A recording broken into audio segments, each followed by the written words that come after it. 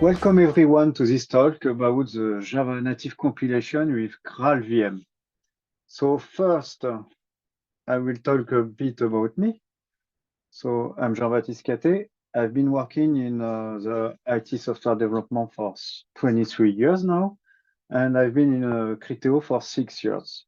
I mostly worked in the industry and in the bank before coming to Criteo. Using C++, Java, and JavaScript mostly. Since I'm in Criteo, also I did some Python. I worked on various applications in Criteo, on the big data in Criteo. And now I'm in the JVM team in Criteo. So we are the team that is in charge of fixing all the issues related to the JVM. From the build to the performance issue, observability in production, and so on. So what is IoT and native? By default, when you have a Java application, you are running on a VM, virtual machine. Means that the code you build and you package is not a code for targeting a specific platform. It's for targeting a virtual platform. And when you build in native code directly, it means you are targeting a platform and you don't need a JDK anymore. You produce a regular binary that can be run autonomously on the platform. And what is GraalVM? GraalVM is a project from Oracle with 2 licenses.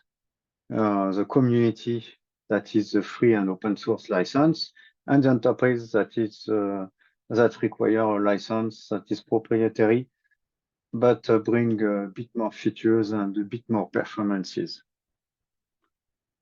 And GraalVM actually, it's before everything else, it's a modern compiler, and it means that the old Java compiler built in with hotspot was a bit old. It was targeting imperative style application and was very effective at that.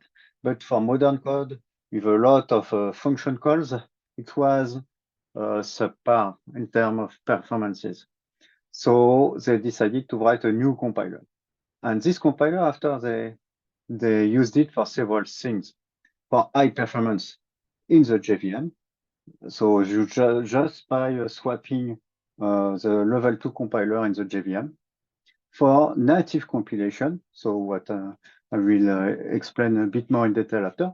Also for polyglot compilation, saying meaning you can have several languages built in the JVM, in the same application.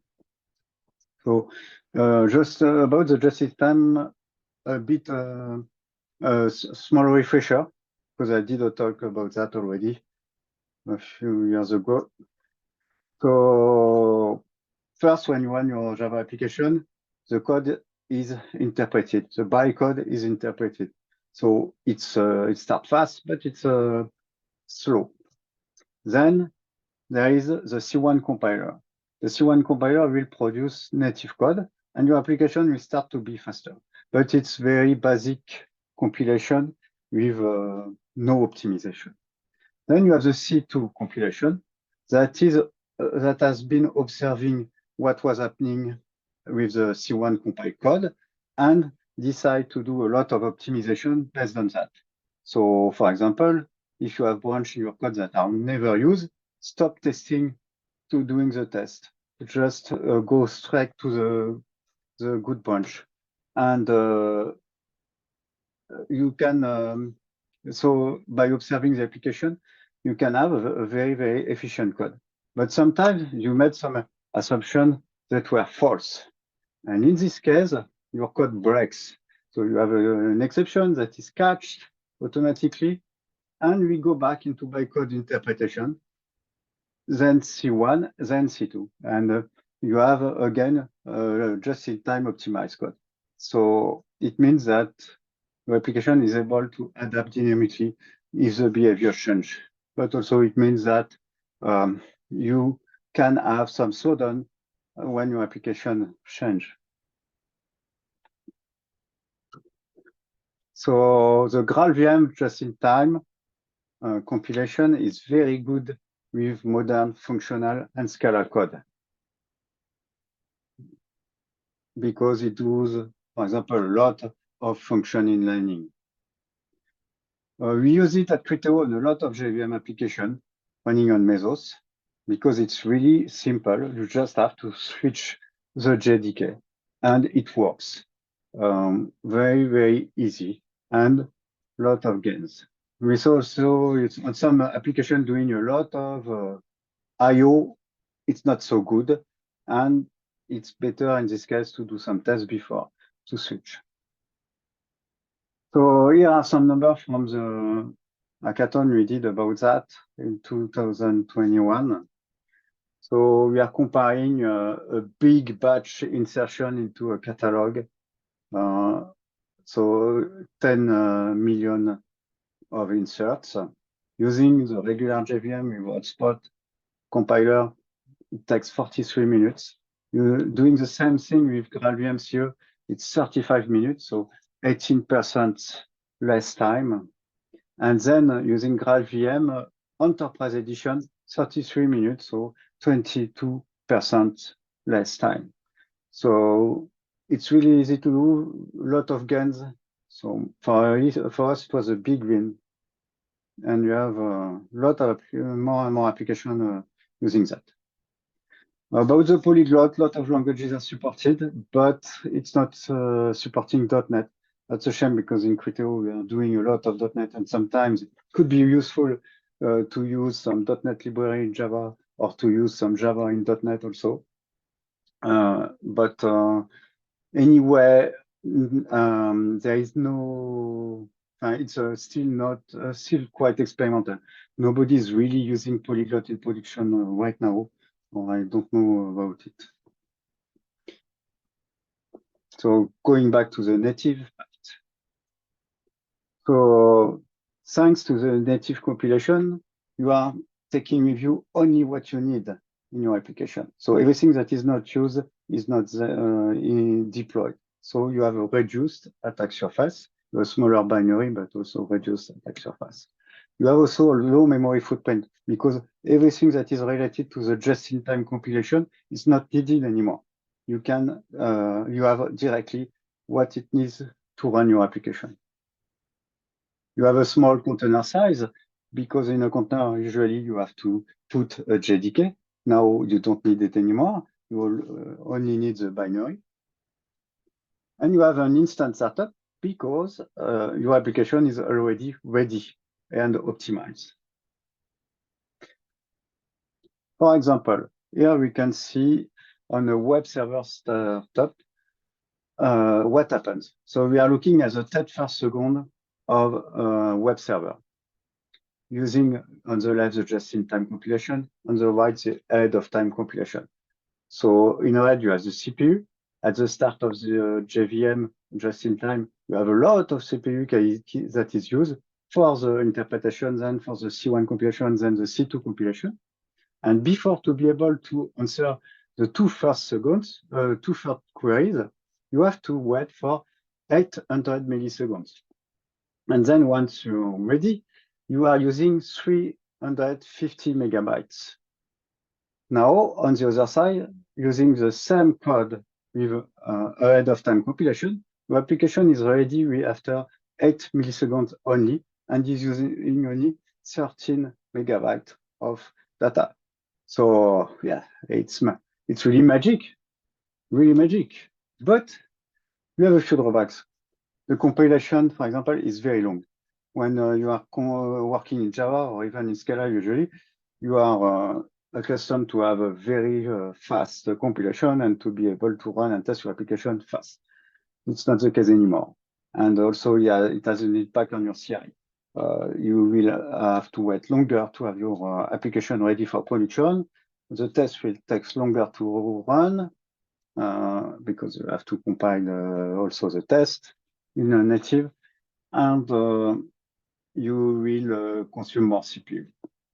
So one possibility would be to develop a prototype and run the test using the just-in-time. And only once everything is ready and you think your application can go to production, or maybe once a day, you will run the native compilation and the native tests. You have another drawbacks about the reflection, because when you build your binary, everything you did is in the binary, but only what you need. So the code, the compiler is inspecting the classes, looking for what you are using, and will compile only that. But if you are using introspection and you are not declaring the name of the class directly, for example, you are composing a class name, or you are adding some function calls dynamically in your code, the compiler will not be able to see it. So you will have to manually, using a configuration file, say, okay, I need this class, I need this method. You will have to help the compiler. I will talk a bit more about that after. Also, you will lose a bit of throughput because it's fast to start, and it consumes less memory. But as you don't have anymore the just-in-time compilation observing your application, the code is a bit less optimized. So for big application with a lot of queries, it will be a bit slower.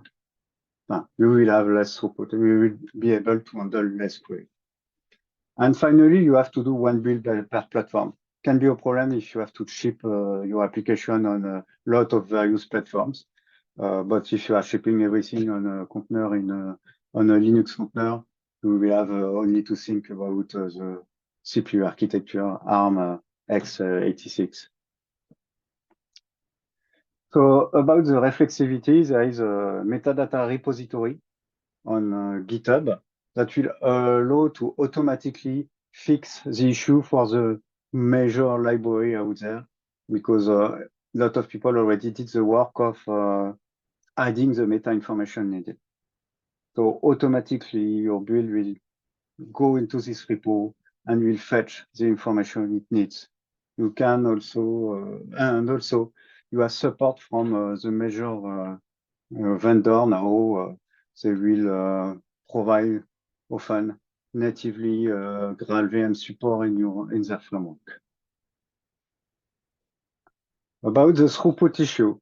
So as I said, here you have an example of a bench on a web server. And you see when you get a lot of query, so starting at 100,000 queries, the GraalVM ahead of time is less good. The just-in-time is better, is able to handle more queries. But you see that when your application is not very stressed, it will be faster using the native compilation. You will have a better throughput. But there is a solution to this issue. Oracle is actively working on it right now. It's only in the Enterprise Edition, but you have the profile guided optimization. Means that you will be able to observe what your application is doing, like the just-in-time. So you compile the first time, you run your application, then an agent is recording what's happening, and then you have a native application using all this information to get directly optimized, very optimized code. And here you see the results. Now you see with this native PGO compilation, you will have top performance from the start. So the best of the two worlds, except the compilation and the build is even more complicated than before, but because you have to really to code some realistic scenario to test your application and to make it work as in production. Now, what should be noted, as I said before, don't forget to run your test in native code. JUnit is supported, no problem, because you could have some failures at runtime that will not be detected by your continuous integration. So maybe you don't need to run all the time the test in native, but before to go to prod at least once. You can debug also the native code using the GNU debugger, so like a C or C++ application. It's a bit more complicated, but it works because you have some setup to do.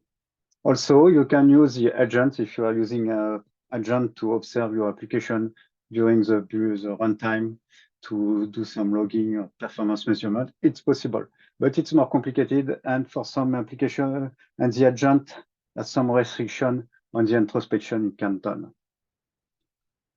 Now it's time for a small demo.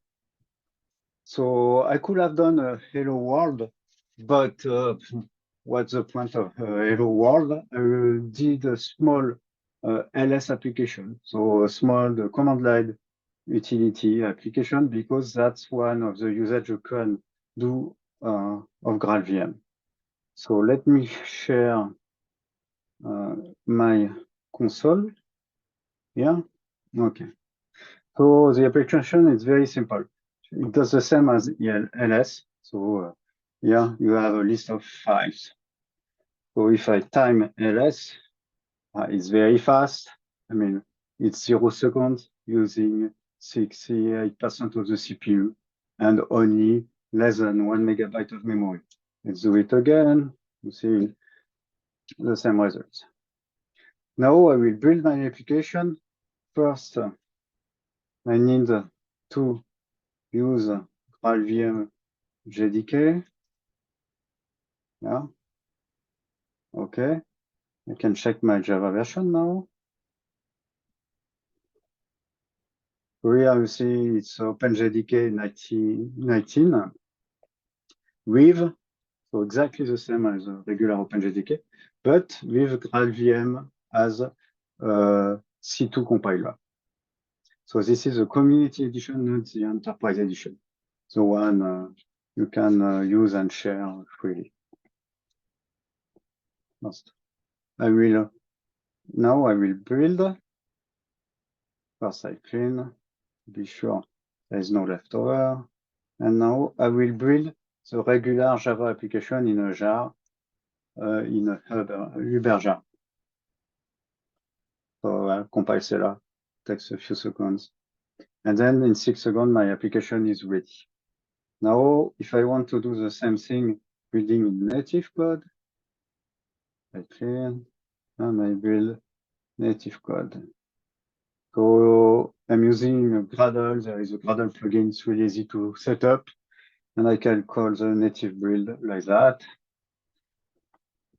And you see, now it's not a matter of a few seconds, because you have to do the Java compilation live before, but then you have the native compilation to do.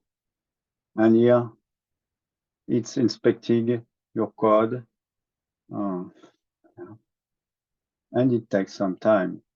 You see, it has to compile the garbage collector inside the application, list all the classes, all the fields that I use, all the methods that I use to compile everything, compile again.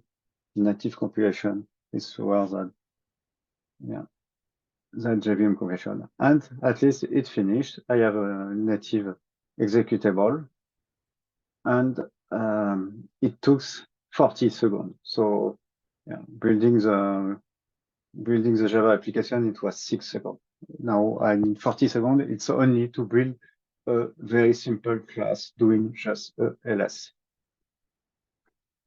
Now I will rebuild the jar version because I cleaned it just before. Okay, now we have the two versions that are here, and I can run it. So this is running on the just-in-time JVM.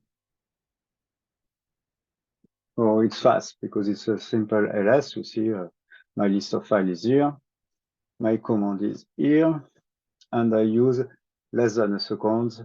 It took 163% CPU. and 70 megabyte, a lot of memory for just a LS. Now doing the same thing with the native compilation, it will be better. Yeah. So we are using only 1% of the CPU. So it's very fast. And only 4 megabytes of memory. It's very small footprint. So yeah. For command line utility, there is no debate here. It's really more interesting to do native compilation. Now we go back on the slide.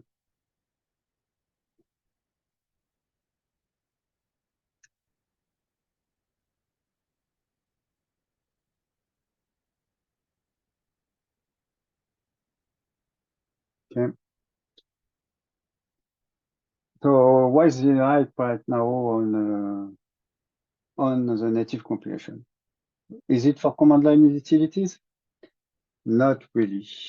It's more because it's cloud native.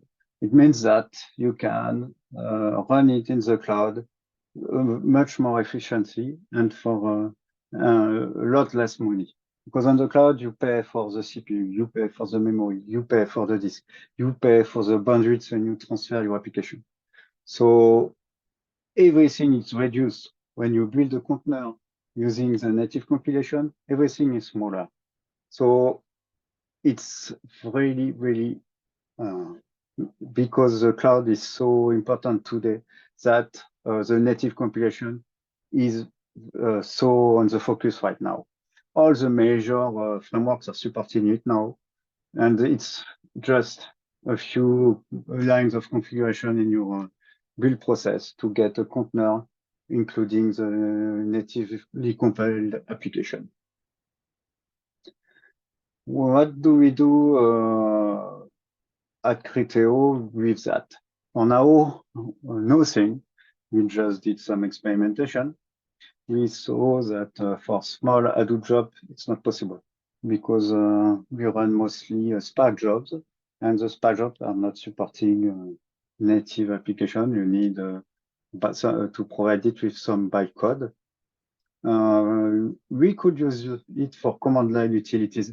For example, our build stack or custom build utilities are written in JVM languages, so they could be they could be faster and more efficient using GraalVM. Also, we could use it on our Mesos and Kubernetes apps, especially the small one with a lot of instances. Because we don't use so much the public cloud, but we use a lot our own internal private cloud, and we could get quite the same benefit as on the public cloud. So I'm finished with this presentation. Now I will give you in conclusion a few key takeaways. So it's an Oracle project with a lot of community support. So don't worry, it's not a fad, it's something that will be there for a long time. You can start using it with no fear about that. You will get an instant startup, low memory and disk footprint. It will be ideal for your container and for the public or the private cloud. Ideal if you have some command line utilities also. But it will be longer to build, your CI will be more complicated. You have to take care of the issues that can happen because of introspection. That's all. Thank you for your attention. I hope you found this introduction to native compilation useful, and don't hesitate to reach to me if you have any question.